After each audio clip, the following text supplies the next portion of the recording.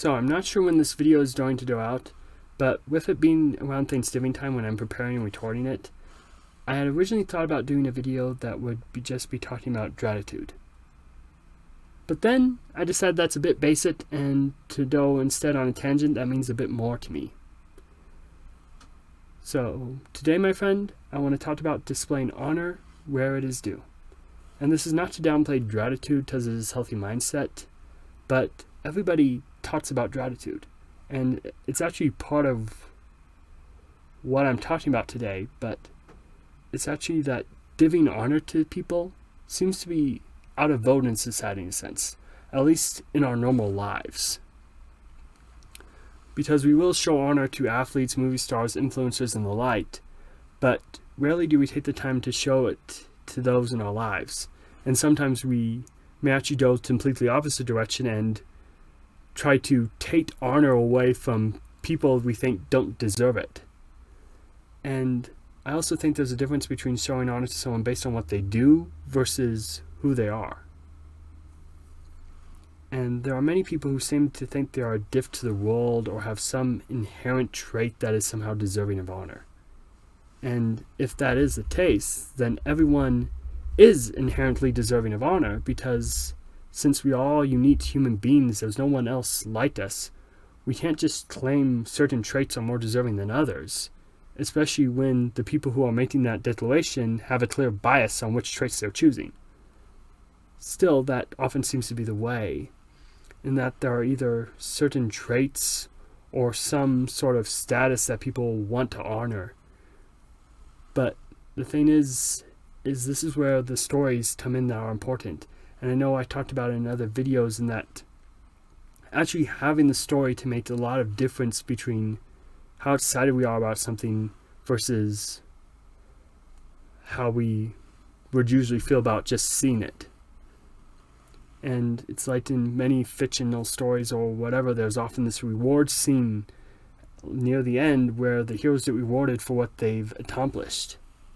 And the thing is, that's what we like to see. We have this inherent sense of fairness or justice, however you want to recall it, that we want to see people get what's coming to them, whether it's the villain ending up defeated because of what they've done, or the heroes just getting celebrated because of what they've done.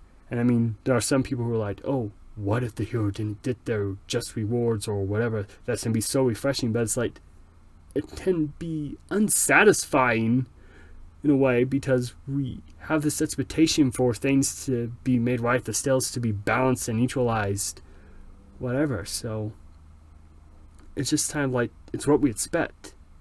And the truth of the matter is that we can be a part of that balancing of the scales.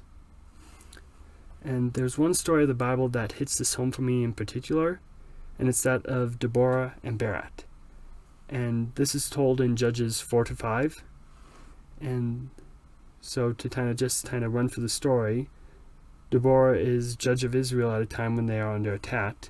And so she calls up Barak to lead the army in order to oppose the enemy. And Barak makes an interesting choice here, is because since Deborah is God's leader at the time, and she is a prophetess, he invites her along. Well, he basically asks her to come with the army. And now it's not sure what he's expecting exactly, if just it's one of those things where the presence, her intercession, or if she's going to actually be prophetically giving advice. But he invites her all the same, and she says, okay, but just so you know, you will win the battle, but the enemy, the leader, will be delivered into the hand of a woman. And it's just kind of a thing. And so they fight the enemy. And once they do, they rout the enemy, and the leader is fleeing, and he meets this woman, Jael, who invites him into her tent to basically supposedly give him comfort, feed him, shelter him from the Israelites. But when the enemy is asleep, Jael then takes a tent peg and does him in. And then when the Israelites come by, she says, here is your enemy, basically, and this is what I did to him. And that's all in chapter 4. chapter 5 is where Deborah and Barak sing a song of praise to God, and also lifting up Jael for what she did.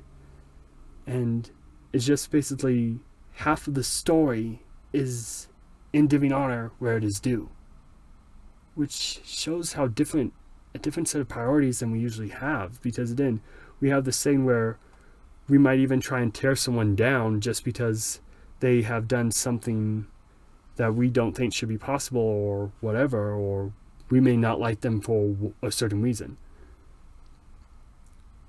But here is a thing where they're just giving honor because of what's been done. And it's like half the story is devoted to it.